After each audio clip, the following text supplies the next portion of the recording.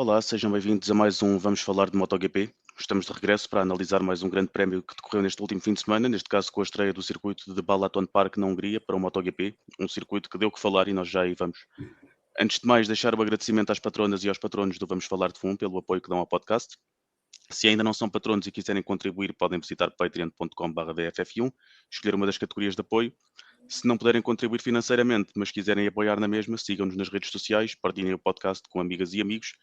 Se quiserem falar com os elementos desta comunidade, também temos vários grupos de WhatsApp sobre os mais variados temas aos quais se podem juntar, incluindo MotoGP e desportos de duas rodas em geral, para além, obviamente, do grupo de Fórmula 1.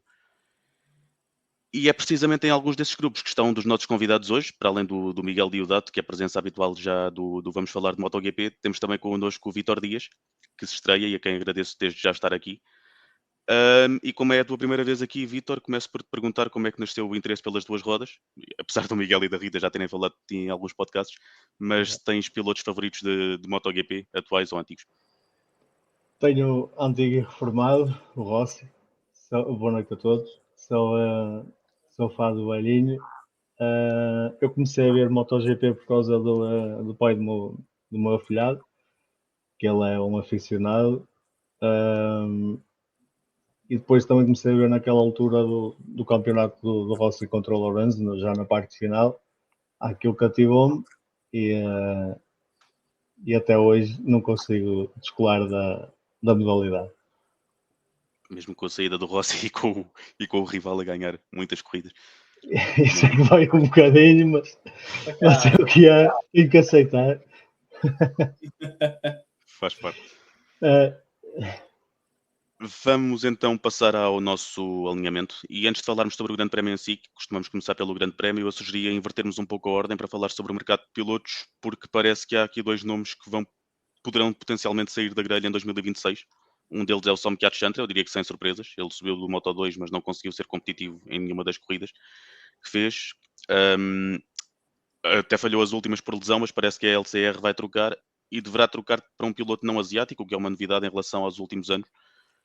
Parece que vai ser o Diogo Moreira. Fala-se que vai ser o Diogo Moreira, piloto brasileiro que está no Moto2 a ficar com esse lugar. Mas o que nos traz mais aqui à conversa é que o outro piloto que parece que vai ficar fora do próximo ano é o Miguel Oliveira. Já sabemos há algumas semanas ou há alguns meses que o Toprak Razgatlioglu vai ocupar um lugar na Pramac no próximo ano. E embora ainda não tenha sido confirmado pela Yamaha ou mesmo pela própria Pramac, a imprensa especializada vai dizendo que é o Jack Miller que vai ficar e o Miguel Oliveira que vai sair. E face aos poucos lugares que existem para a próxima época, tem-se falado de Superbikes como uma possibilidade para o Miguel, mas agora fala-se com mais insistência que ele vai ser piloto de testes para o ano, possivelmente com a Aprilia, que neste momento só tem o Lourenço Savadori como piloto de testes, as outras marcas, tirando a Ducati, têm pelo menos 2. Face a tudo isto, eu queria saber a vossa reação. É mesmo isto que vocês estão à espera que aconteça? E se sim, como é que reagem? Miguel, podes começar tu. Até há 3 podcasts atrás eu achava que o Miguel tinha lugar seguro, e até eu disse-o aqui, achava que, e era a minha convicção e era também o meu desejo, mas as notícias recentes, aquilo que vamos vendo, acredito que está cada vez mais difícil para o Miguel. Só que também, é como eu já tinha dito anteriormente, é uma decisão que eu compreendo, porque eu achava e acho que a Yamaha tinha 3 pilotos, dos 4, 3 deles estavam com um ponto de interrogação, ou seja, qualquer um dos 3 poderia sair, e acabou por calhar a fava ao Miguel Oliveira, à partida, não é? Vamos ver. Mas eu acredito que sim, até porque o Jack Miller fez quase um ultimato, onde dizem o que é que querem, ou então, não é? E portanto, e o Miguel manteve-se sempre a trabalhar e a dizer que as coisas estavam ok e tal, e parece que pode ser ele o escolhido. Mas eu também digo, infelizmente acho que sem nenhuma surpresa, porque qualquer um dos 3 poderia ter que tomar outro rumo, e parece que será o Miguel. Vamos esperar pelos próximos capítulos, não é? Digamos assim, mas ainda esperando que ainda haja alguma solução, que me parece a mim muito difícil, porque já não é só notícias isoladas, são várias notícias que nós vamos vendo, sobretudo no estrangeiro, a falarem muito sobre isso, jornalistas bem reputados na área a falar sobre essa hipótese, e portanto acho que é cada vez mais certo que será um fim de uma passagem bonita do Miguel na categoria principal. Agora vamos ver qual é que é o futuro. Também se tem falado com muita insistência, como tu disseste, de piloto de testes. Eu, quanto a mim, preferia que fosse as Superbikes, porque ao menos teríamos um piloto que pudesse competir um ano inteiro. Mas sendo piloto de testes, eu acho que ele próprio sabe escolher e acabará por tomar aquela que ele achar a melhor decisão. Em relação ao Somkiat Chantra, eu acho que a Honda, contra todas as expectativas, é verdade, vai abdicar da vaga asiática, mas também, honestos sejamos, o Nakagami já se arrastou durante tanto tempo porque não havia nenhum. O Somkiat apareceu e afinal não é este, e portanto alguma vez a LCR tinha que abandonar essa coisa de esperar por um piloto asiático, porque a espera é longa. Nós não vemos agora nenhum piloto asiático a chegar com resultados para subir à MotoGP, portanto acho que é o que é, e o Somkiat acabará por se calhar regressar de onde voltou, e acho que é uma troca natural. E tu, Vitor, como é que reages aos desenvolvimentos do mercado de pilotos atualmente? No que toca ao Miguel, é sempre complicado ver um piloto, o único piloto português que por lá andava a saltar fora, porque apesar das últimas épocas não estar a correr muito bem, ele tinha uma boa legião de fase aqui em Portugal, e até o que se chegou a fazer do acompanhamento dele até ao circuito no Algarve. Não parece, mas é sempre uma coisa que motiva principalmente os jovens que gostam das duas rodas, e é sempre uma pena que isso possa acontecer.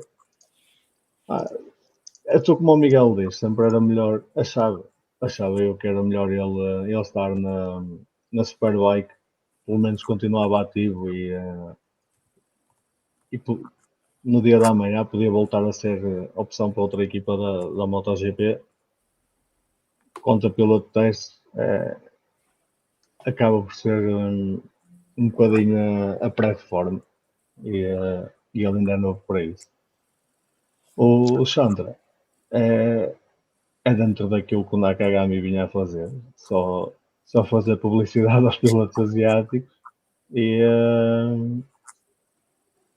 não deu resultado. E a Honda precisa de trabalhar e apostar em pilotos que realmente lhes possam dar alguma coisa de volta.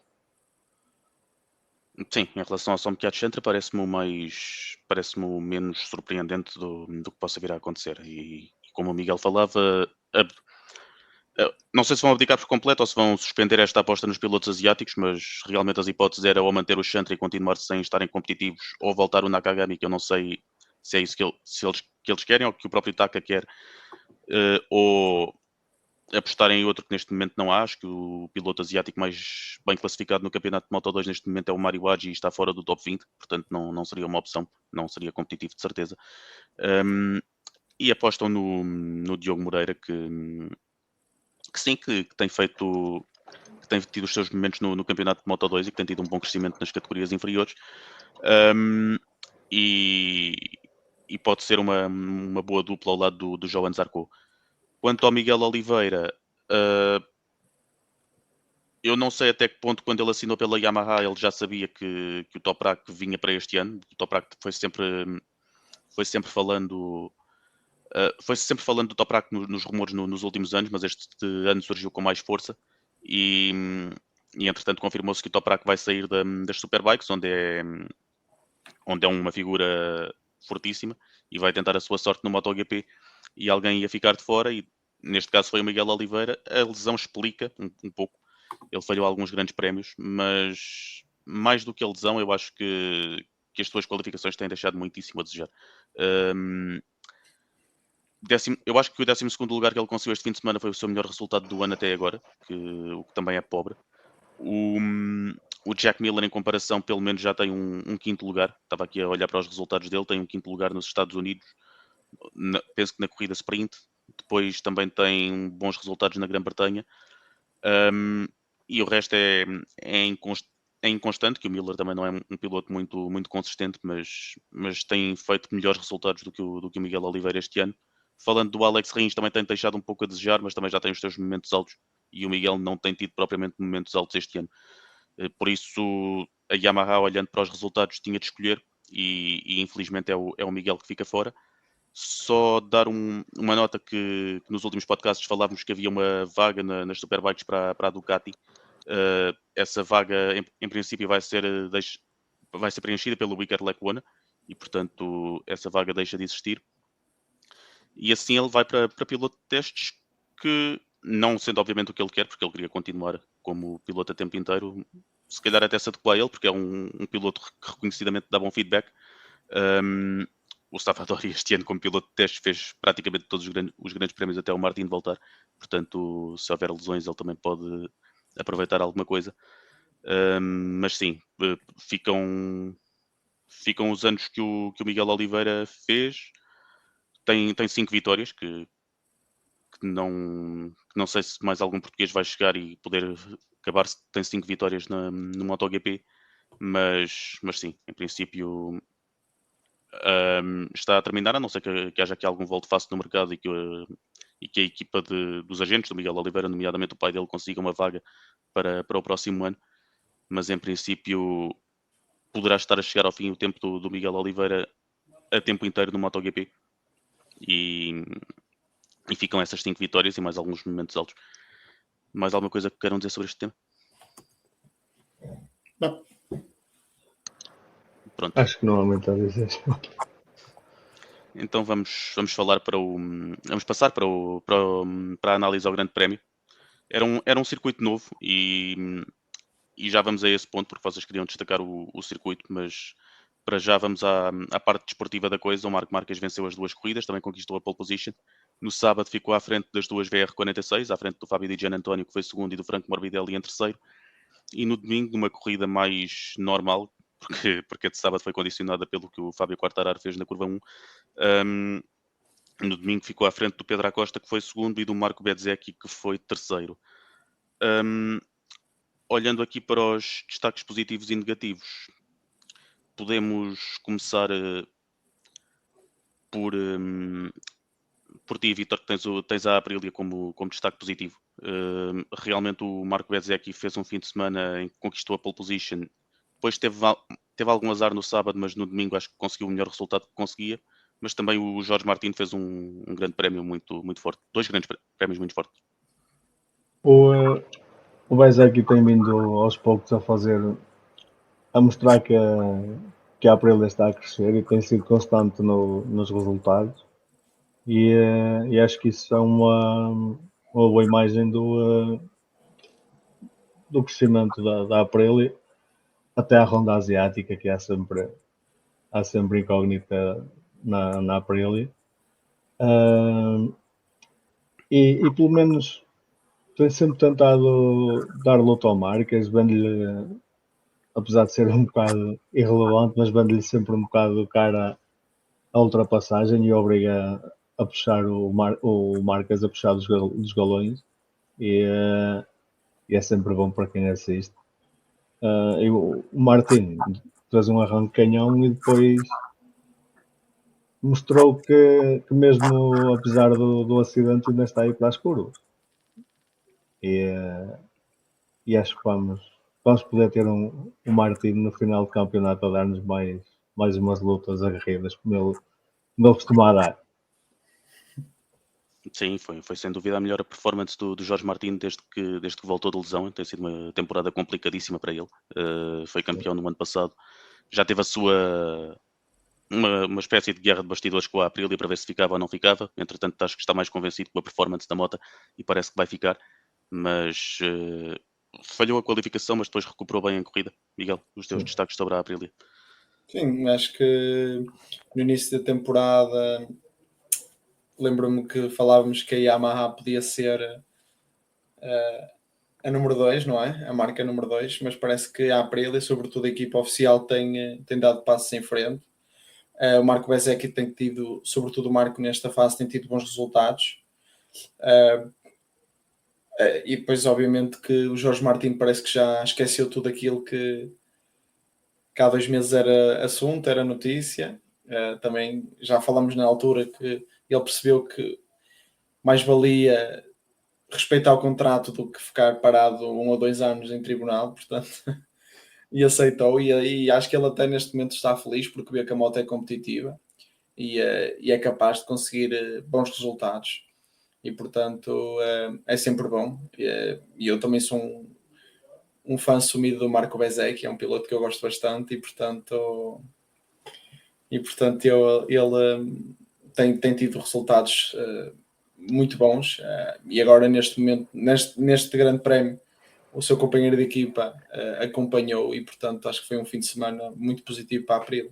Não tanto a nível de qualificação, porque o Jorge Martin qualificou não tão bem, mas a nível da corrida de domingo foi uma boa corrida. Sim, só para completar aqui o capítulo Aprilia, falar também dos pilotos da Trackhouse. O Agura qualificou-se muito mal, acho que foi mesmo o último da qualificação, mas depois o ritmo foi consistente e conseguiu não cometer erros, que foi uma coisa que muitos pilotos fizeram este fim de semana, e o Agura foi subindo lugares, sobretudo no domingo, por causa disso. O Raul Fernandes também não fez a melhor das qualificações e depois no domingo acaba por sofrer uma queda. Ele estava a atravessar um bom momento de forma, ele começou muito mal a época, mas tinha vindo a conseguir alguns bons resultados, de tal forma que parece que vai conseguir manter o seu lugar na grelha para o próximo ano, porque se continuasse como estava, talvez o lugar do Raul também estivesse em perigo, mas este fim de semana fugiu a esse tipo de renascimento do Raul Fernandes que ele estava a atravessar. Podemos agora passar para a Honda, concretamente para o Luca Marini, porque teve também o seu melhor fim de semana, quarto e quinto nas duas corridas. Ele no sábado penso que beneficia do que o Quartararo fez na primeira curva, mas depois no domingo até sai prejudicado pelo momento em que o Bastianini cai e atravessa a pista. Ele perde posições, mas depois recupera o Morbidelli. E esse é o teu destaque positivo, Miguel. Sim, é muito difícil falar do Luca Marini porque ele nunca foi assim tão constante, não é? Ou seja, mas foi um fim de semana bom para a Honda, tirando obviamente o homem de sempre, que é o que cai. Ainda assim foi um fim de semana positivo para o Luca, que se não me engano já assinou para a próxima temporada e portanto mostrou à equipa que está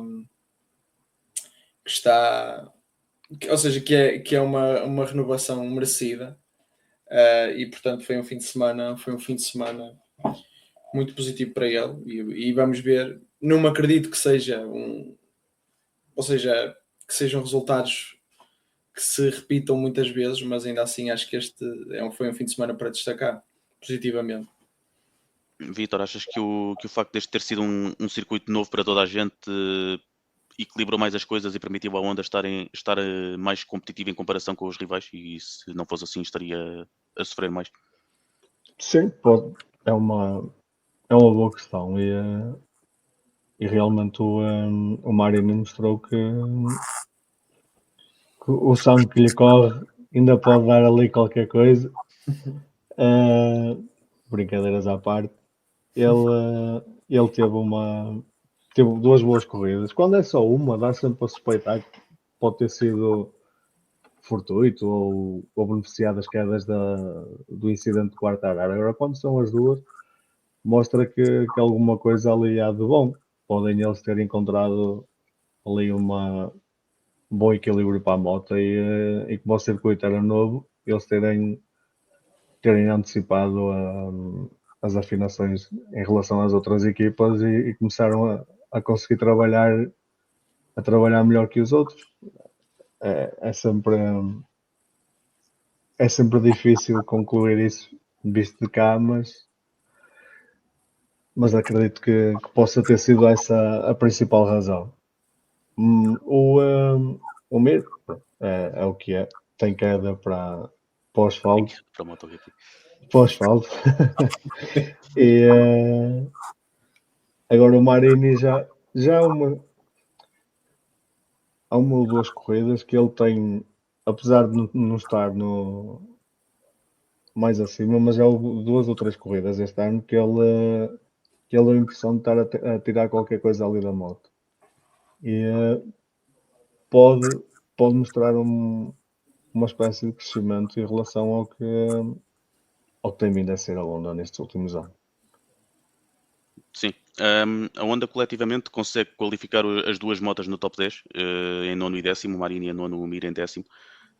Depois o Joan Mir tem um bom sprint à semelhança do Marini, ele também beneficia da confusão da curva 1 e depois conseguem ir ali os dois, um atrás do outro e terminarem em boas posições.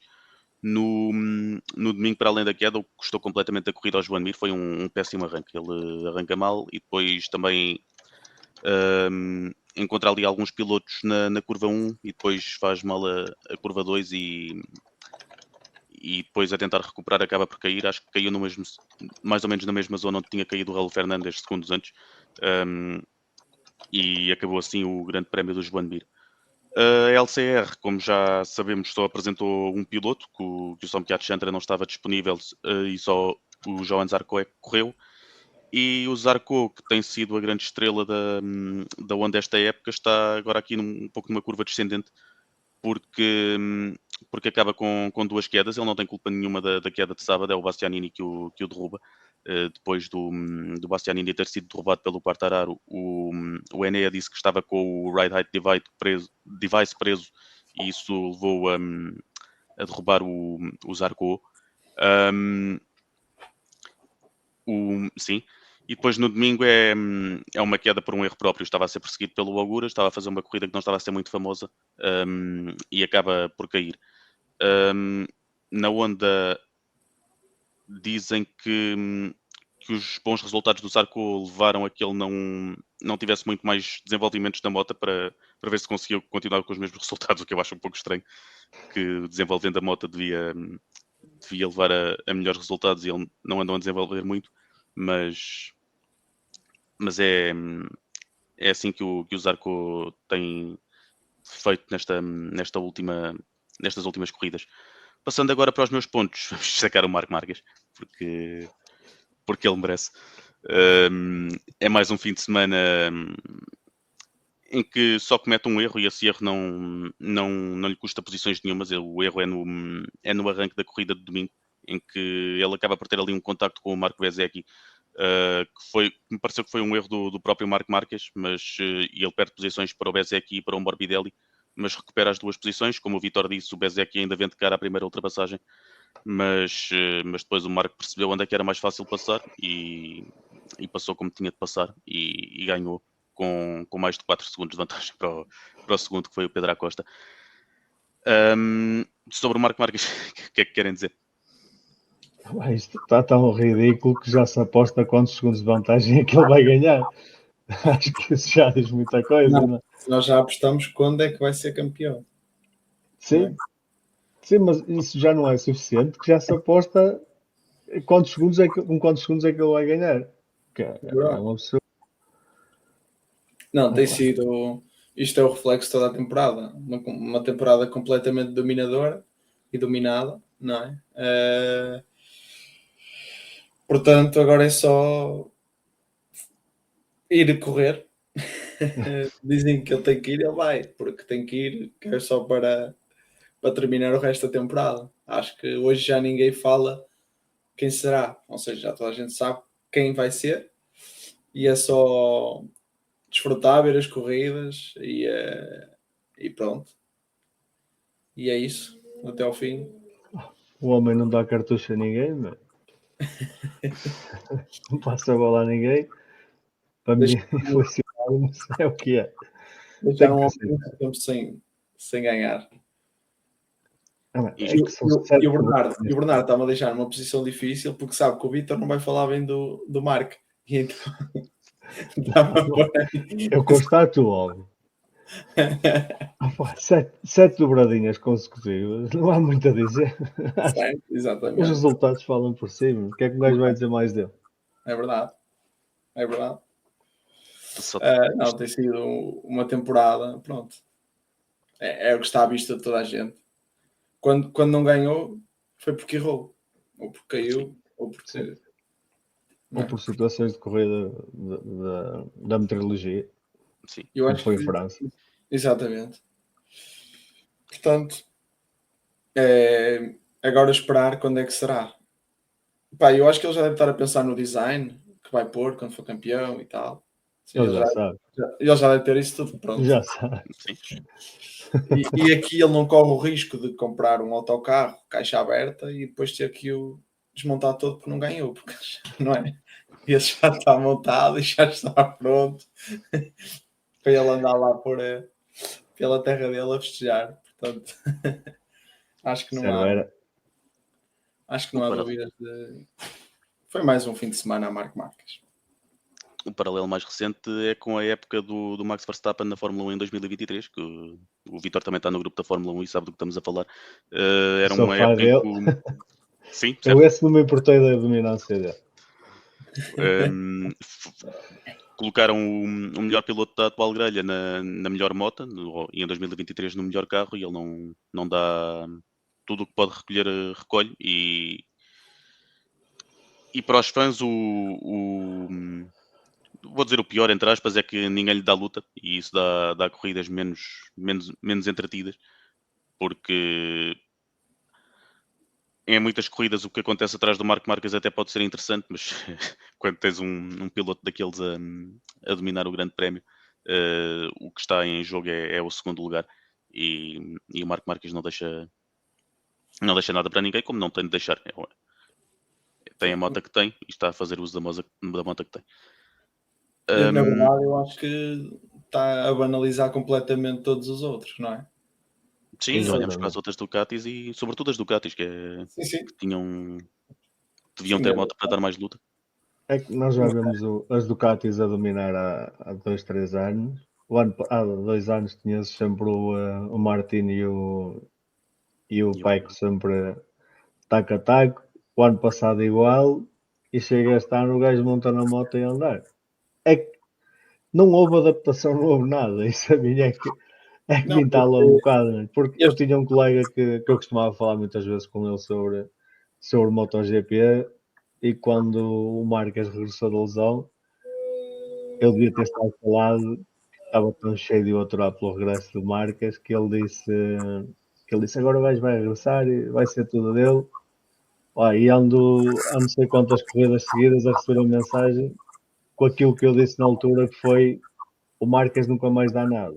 E agora todos os fins de semana recebo essa mensagem. Não. Este campeonato do Marques começou a ser ganho em Valência 2023, não é? Quando ele tem a primeira vez com a Ducati, Sim, no caso com a Gresini, o homem tirou o capacete e sorriu.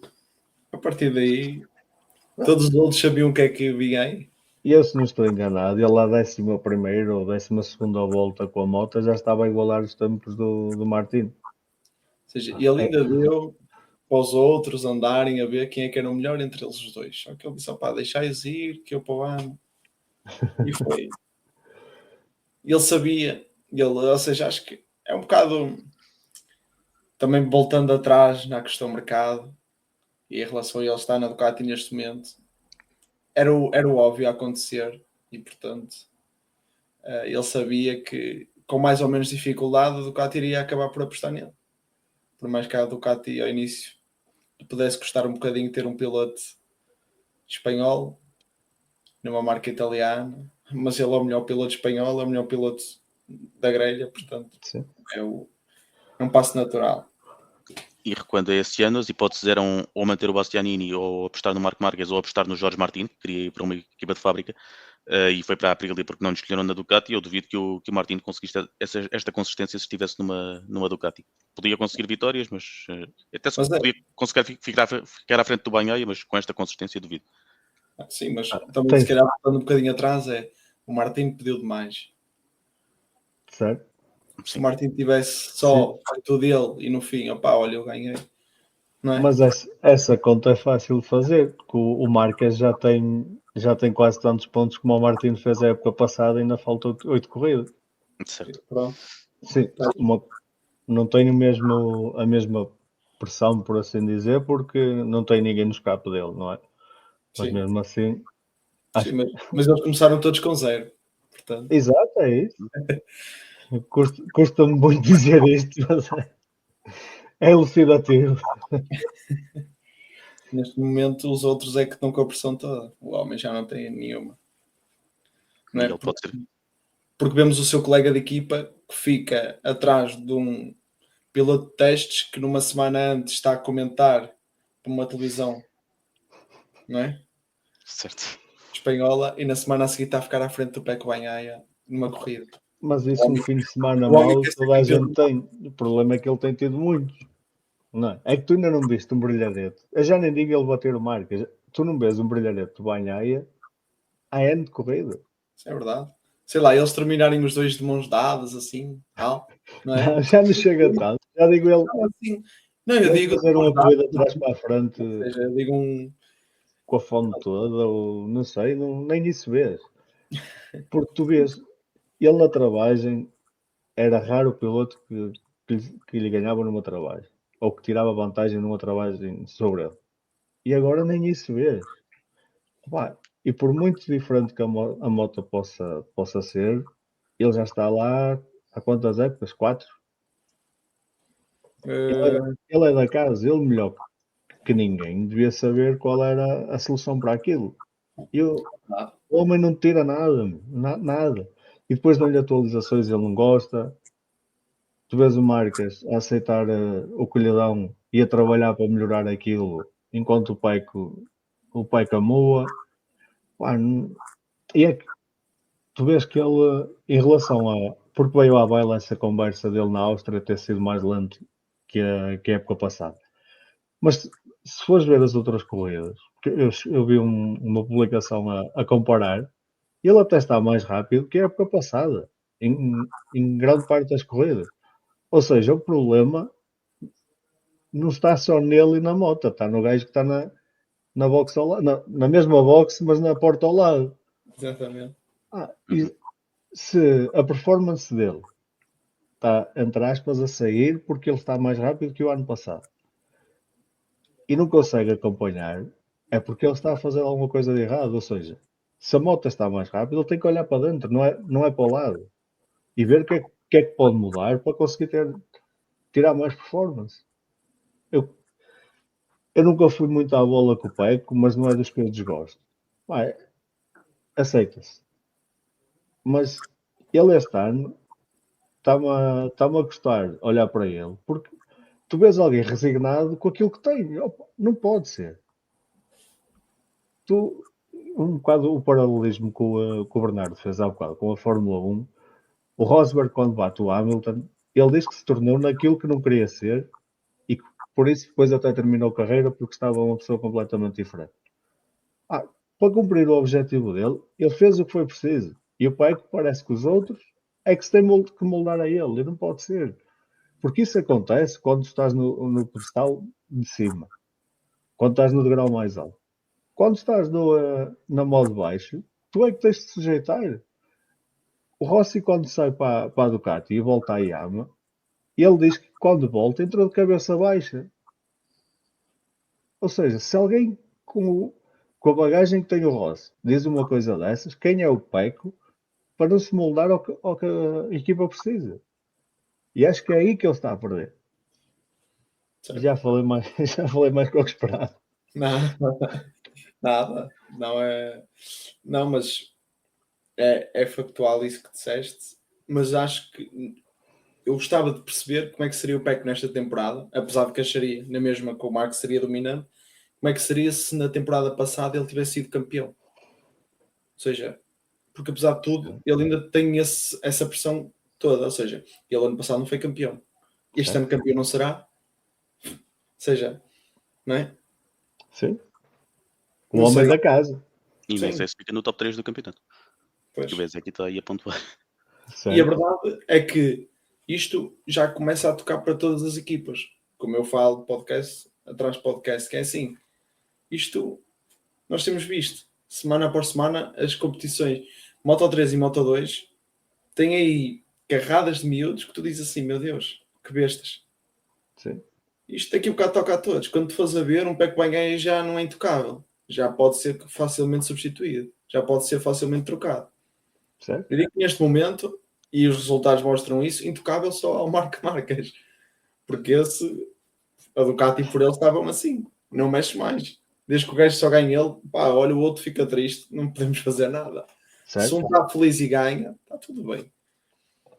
E se calhar o Pecco também tem que começar a perceber que ser italiano, ser da marca da Ducati, isso não interessa, pá, isso é um desporto cíclico, ou seja, estas coisas vão sempre, ou tu ganhas e tens resultados, e se tu não tens resultados, por mais que já tenhas tido, meu amigo, chegou a tua hora, obrigado, até logo, vai a vida dele. Ou seja, não digo, obviamente que 2026 está garantidíssimo, 2027 é o que eu digo, vou sempre dizer, 2027 vai ser o ano de mudança para muitos pilotos, para muita coisa. Ou seja, vão mudar os regulamentos, vai mudar a marca que fornece os pneus, vai mudar muitos pilotos da grelha. Ou seja, na temporada passada, aqueles que hoje terão se calhar a assinar para a próxima temporada um contrato de opá, tu até não tens maus resultados, para o ano não será assim. Certo? Para o ano, pá, se calhar para o ano já não dá para ti. O ano passado uma pessoa até fechou os olhos e até deu, pá, mas estamos a chegar a esse ponto e acho que o próprio Pecco futuramente ou relança-se e consegue ser, eu não digo ser campeão, mas ser competitivo, não é? Uhum. Ser competitivo, ser um piloto que gosta de estar ali e que opá, até vai calcando um bocadinho o colega, vai conseguindo bons resultados, vai, não é? Alimentando a Ducati tipo, geral, porque ao fim e ao cabo eles estão felizes por um ganhar, mas se dois ganharem, então ainda melhor, não é? Exatamente. E portanto acho que não é. Neste momento só ele é que perde. Porque a Ducati manter-se-á e ele não sabemos. Não é? E ele corre o risco de ser batido outra vez por um satélite. Exato. Já nem digo pelo Marques, o Mark. Sim. Pode ser batido pelo Alex, que é outra vez um satélite à frente dele. Certo. E já para não dizer que a outra moto, não é? Está como está. Sim, aproveitando a boleia, porque o Bagnaia também era um ponto negativo que eu tinha destacado, ele arrisca-se a nem ficar no top 3 do campeonato, porque o Bezzecchi está aí a pontuar, como eu já disse, e numa altura em que o Alex Marquez não está a passar a melhor das fases, nestes últimos grandes prémios, o Bagnaia também não está a aproveitar.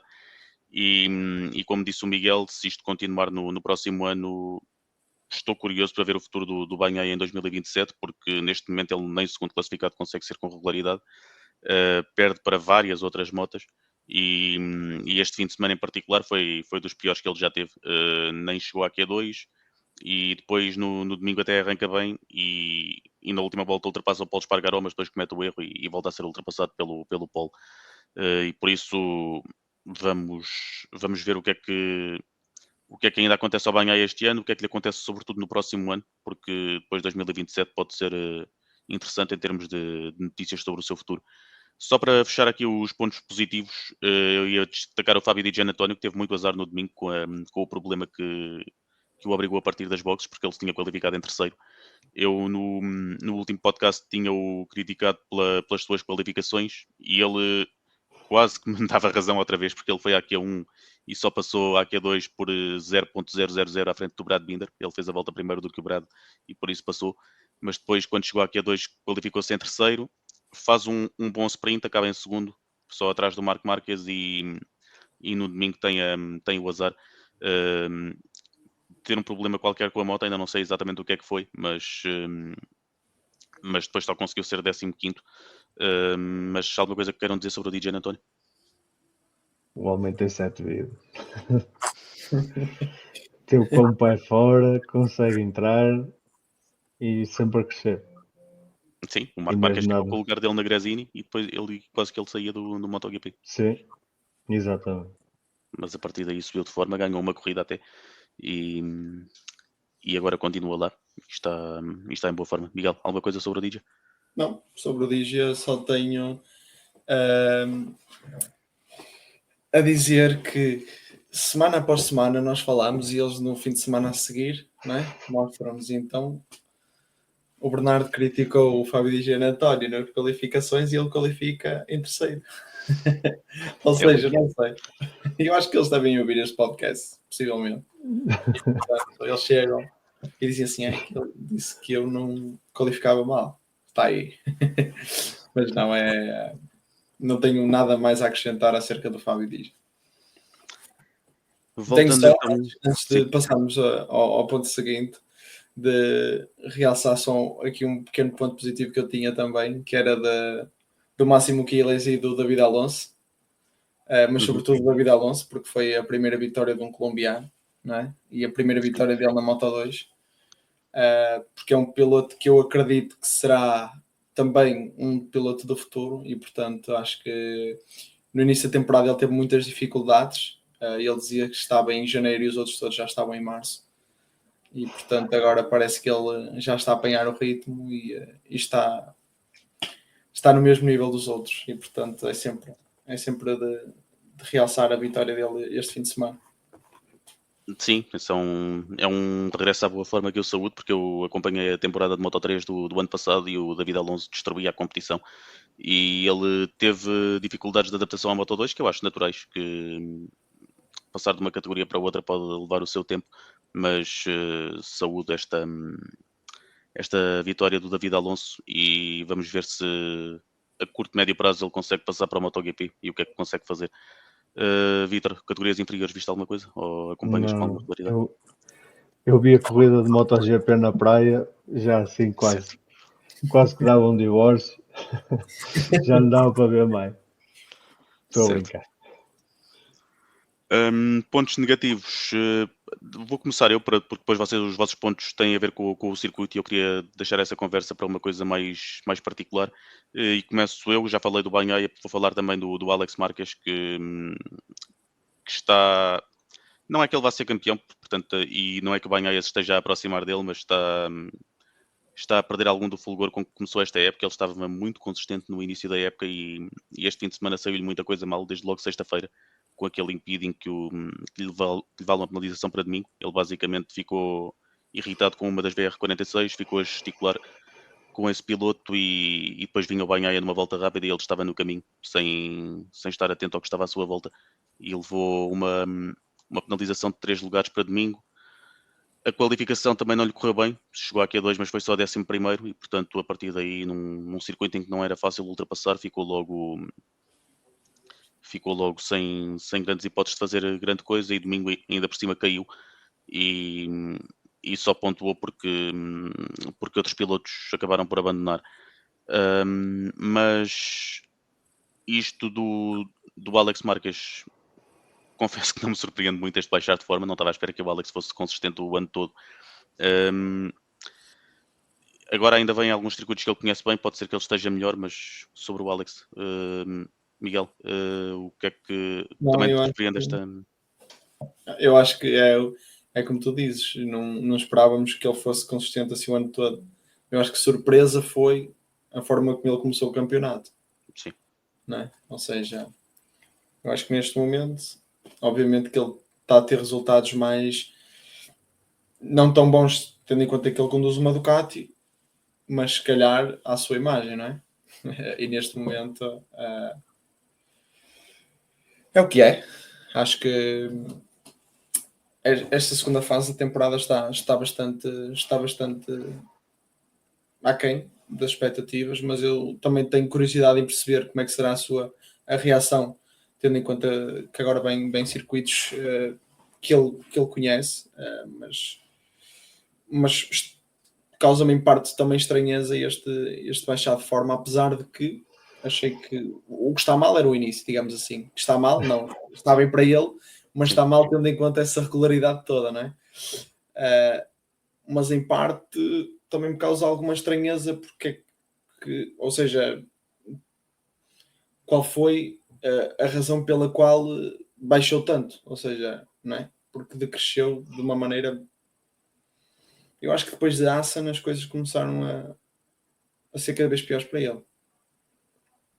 Sim. Portanto, Neste acho que regresso da foi. pausa de verão ainda não conseguiu atinar muito, mas pode ser que ainda recupere. Vítor, sobre o Alex Marques, surpreendeu-te o início da época dele?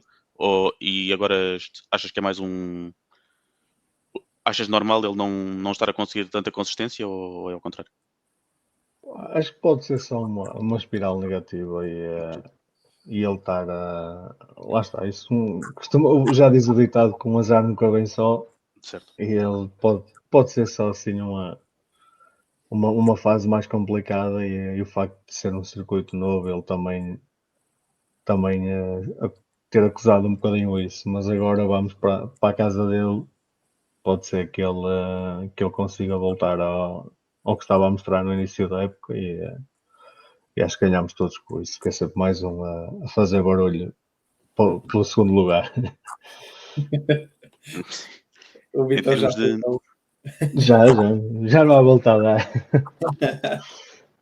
Em termos Já foi de. escolhido o padrinho, já não adianta fazer automatizado.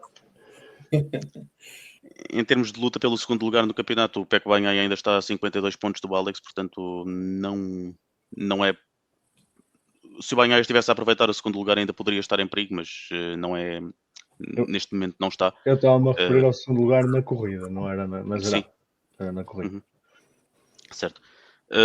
Completando aqui o lote de pilotos Ducati, o Fermin Aldeguer também não teve um fim de semana muito positivo. Ele estava rápido sexta-feira e teve um bom sprint, mas depois caiu no início da corrida e também não conseguiu recuperar. Mas o Aldeguer, o que eu gosto do Aldeguer é que ele está a mostrar alguns momentos de boa velocidade e eu não esperava tanto de um rookie, ainda por cima de um rookie que eu não tinha assim tantas expectativas no início do ano. Quanto ao Franco Morbidelli, teve um momento Morbidelli na corrida em que atalhou uma chicane para evitar ser ultrapassado e levou uma long lap. Mas o sprint correu-lhe bem, acabou no top 3 e no domingo ficou apenas prejudicado por uma escolha de pneu traseiro, que acho que foi o macio, e acho que os restantes à sua volta estavam com o médio e ele foi ultrapassado com mais facilidade, mas não foi assim um fim de semana tão fácil para a Ducati, tirando o domínio do Marc Marques. Sobre o Aldeguer e o Morbidelli. Alguma coisa que queiram dizer antes de passarmos para a conversa sobre o circuito? Não tem nada a acrescentar às Morbidellis isso, que eles têm todos 26 voltas e ele tem 25, porque a cada volta tem uma paragem qualquer que faz com que ele faça coisas que nós pensamos que é que ele está a fazer. Mas quanto a isso, seguimos. Temos cerca de 10 minutos, pouco mais de 10 minutos para terminar este podcast e eu agora queria juntar os vossos pontos negativos. Um de vocês destaca o acidente do Enea Bastianini e o outro destaca o circuito em si. E eu acho que temos de falar aqui sobre a questão de segurança, porque este circuito trazia algumas dúvidas. E houve alguns momentos ao longo do fim de semana que deixaram a desejar em termos de segurança.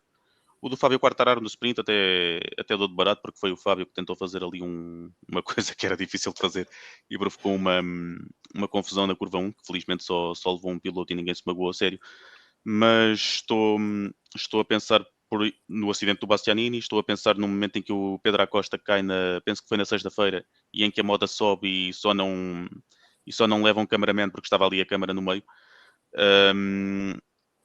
E penso nas categorias inferiores, eu não vi as corridas, mas acho que foi o arranque da corrida de Moto 2, que também houve ali alguma confusão na curva 1. E esta corrida, confesso que não me convenceu. E vocês?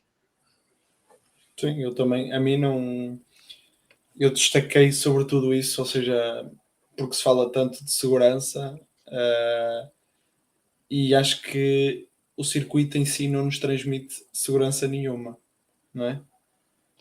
O acidente do Bastianini é Eu arrepiante. acho Sim. que o acidente de Bastianini, mas a mim ainda me Não é conseguiu suposto chocar uma moto mais. cair e atravessar a pista. Quando A uma mim, moto cai, a normalmente mim, fica presa na gravilha e é ali que a fica. mim acho que conseguiu-me Exatamente. chocar mais o acidente do Pedro Acosta, não é? Uhum. A moto sai da zona, não é? Uhum. E vai junto ao cameraman. Ou seja, eu acho que é. Mas aí é daquelas coisas que Eu entendo, mas é imprevisível. Agora ali na estou a falar chicane, da categoria principal. Aliás, já falamos isso noutros podcasts, que é qualquer campeonato merece ter condições de segurança, pá, não é? Condições de segurança, mas estamos a falar, se calhar, do campeonato mais importante. E ter uma pista com estas condições, não é? Com os pilotos, e depois as corridas em si não nos dá grandes corridas, ou não nos deu grandes corridas, não é? Sim. Ou seja, acho que é um circuito, porque agora fala-se tanto de retirar circuitos, de pôr circuitos novos, e este a mim não me convence. E acho que a muitos dos pilotos também não, e portanto acho que não sei como é que eles querem fazer no futuro, mas foi um circuito que a mim não me... Há duas coisas que nos, pelo menos falo por mim, que apaixonam num circuito. É a velocidade e a fluidez dele para poder ver as máquinas a trabalhar, seja moto, seja carro. Aqui tu nem tinhas velocidade nem fluidez. Certo? Aquilo parecia o trânsito da Nacional Famalicão Guimarães. Não, isto era o Mónaco versão MotoGP. Sem paredes, não é? Não tão estranho. Com poucas escapatórias. Exatamente. Sim. Não. Lento, travado, não... O Mónaco, tu ainda tens aquele glamour todo. Pá, aqui não Sim, nada. exatamente. E acho que a média de espectadores também não foi nada de impressionante. Para um país que já não recebia MotoGP há anos. Sim, estava aqui a ver o contrato, quantos anos de contrato é que este circuito tem. Se eu estiver a ver bem, tem um contrato de 10 anos, portanto ainda vamos ver este circuito muito mais tempo. Mas o facto de ser um circuito lento e com muitas curvas e poucas curvas rápidas, eu não gosto, mas até dou de barato que haja circuitos diferentes ao longo do calendário. O que me incomoda mais é a mesma questão da segurança.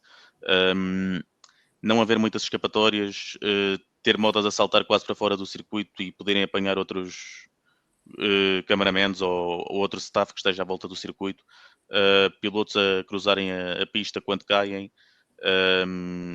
várias coisas que quando eu estou a ver MotoGP são coisas que me assustam mais do que deviam assustar e é isso que eu não quero ver. Portanto, vamos ver se o circuito faz as alterações que precisa, porque realmente a segurança é o mais importante e é isso que deve ser privilegiado sempre. E o facto de só haver uma linha de corrida, que aqueles pilotos ir fora da linha de corrida eram bem a Deus. Sim, certo. O Martino ainda conseguiu várias ultrapassagens, mas infelizmente a realização não apanhou assim tanto do Martino como eu estava à espera, para quem estava a fazer tantas ultrapassagens.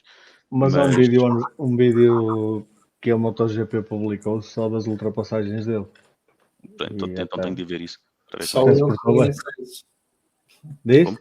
Só eles têm acesso, disponibilizam depois. Sim. Se tu estiveres a ver a corrida, tu queres ver. E não vês. Não é? Tens que ver depois. A realização do MotoGP é sempre aquele problema. Em relação, voltando à corrida, deixa-me só fazer um destaque em relação aos pilotos da Yamaha, que voltou a ser o construtor que mais sofreu. O Quartararo voltou a qualificar relativamente bem. Ele disse que foi porque outros estiveram abaixo do que podiam dar e não porque ele tenha feito uma volta particularmente fantástica. Mas depois o que eu estranhei foi tentar fazer aquela aventura na curva 1 no sábado, já se tendo qualificado bem, e depois compromete o sprint e a corrida, porque depois para a corrida leva uma long lap penalty que também o atrapalha. Os outros, o Jack Miller no domingo acaba por cair, ele fez a segunda melhor qualificação entre os pilotos da Yamaha, e fala um pouco da inconsistência do Miller, que nós já falamos quando estávamos a discutir o futuro do Miguel Oliveira. O Miguel foi consistente nas corridas, mas voltou a desaproveitar tudo na qualificação, e o Alex Rins, mais ou menos a mesma coisa. O Rins esteve particularmente anónimo este fim de semana. Mas sobre os pilotos da Yamaha, o que é que vocês acharam do Quartararo na curva 1 no sábado? O Fábio Quartararo é o piloto que daqui a 10 anos nós vamos dizer o que poderias ter sido. Sim, já está um pouco há tempo mais de uma Yamaha que não corresponde. Porque, meu Deus. Foi campeão. Sim. Sim, Mas a partir daí. Mas hoje, não é? Fala-se que ele fez um grande contrato, não é? Os valores do contrato são conhecidos, supostamente, se forem aqueles mesmo. E é a única hipótese que eu vejo para um piloto como o Fábio Quartararo manter-se na marca, porque é um talento fora do normal, não é? Como já referimos. Claro que tem os seus momentos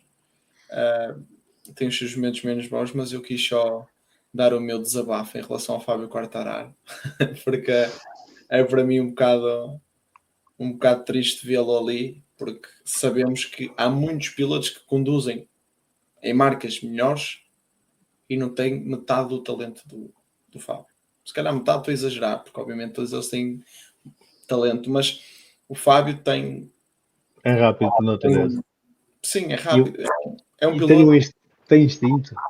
É um piloto top 3. Né? Top 3 em condições normais. Ou pode ser um piloto top 3. E acho que mesmo a personagem apaixona. Sim, é um piloto diferente. Está sempre com boa onda, as coisas correm mal, o gajo... Eu também tinha alguma esperança da Yamaha, porque era uma aposta do meu colega Bernardo, que ele achou sempre que a Yamaha podia dar um passo em frente. E o Tardosi também achou no início da temporada que a Yamaha ia ser a segunda equipa, a segunda marca, e parece que a Yamaha disse: não queremos isso para nada, não nos queremos chatear. A gente está. Mas agora para o ano vão ter, na marca Yamaha, vão ter o Quartararo e o Toprak. E o Toprak já sabemos que é um piloto que, quando a moto não corresponde, já sabemos como é que ele fala. Portanto, também é uma curiosidade que eu tenho no próximo ano, para ver como é, se a Yamaha consegue dar o... Eu acho que é a maior das curiosidades. Sim. Como é que o maior nome das Superbikes se vai adaptar a uma moto satélite de uma marca como a Yamaha, que tem tido dificuldades? Como é que o homem se vai adaptar a tudo isso e ao facto de não andar tão na frente como é normal? Sim. Todas essas questões, e ao fim e ao cabo, ali são os melhores pilotos do mundo, não é?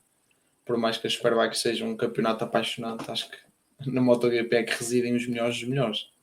Não é? Certo. Portanto, agora vamos ver. Sim.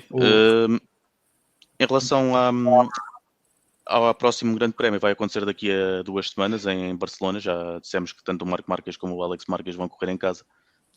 Favoritos já sabemos quem é. Mas muito rapidamente, porque estamos a fechar, para além de uma possível vitória do Marco Marques, que outros pilotos é que querem ver em destaque? Eu acho que quero ver se a Aprilia consegue manter este registro. O Bezek acho que poderá fazer um bom resultado, porque já o tem feito, mas quero ver se o Jorge Martino consegue elevar o nível que ele também precisa, né, para a sua própria confiança e até para digamos, amenizar as coisas com a própria marca, eles esquecerem tudo o que passou este ano, e portanto acho que é a marca em si que eu tenho curiosidade, porque a outra nós já sabemos que será entre o Marco Marques em primeiro e depois o resto eles vêm-se. Estará por aí. Se os bons resultados aparecer, toda a gente esquece dessas desavenças com a equipe do Martino. Eu acho que ele tem boas memórias deste circuito, a coisa vai correr bem. Muito bem. São perguntas que vamos ter resposta daqui a 2 semanas em Barcelona. Nós estamos, entretanto, a fechar este podcast e voltamos precisamente daqui a 2 semanas para analisar o Grande Prémio de Barcelona. Agradeço ao Miguel e agradeço também ao Vítor por esta primeira presença. Não vamos falar de MotoGP. Obrigado. E até para a semana.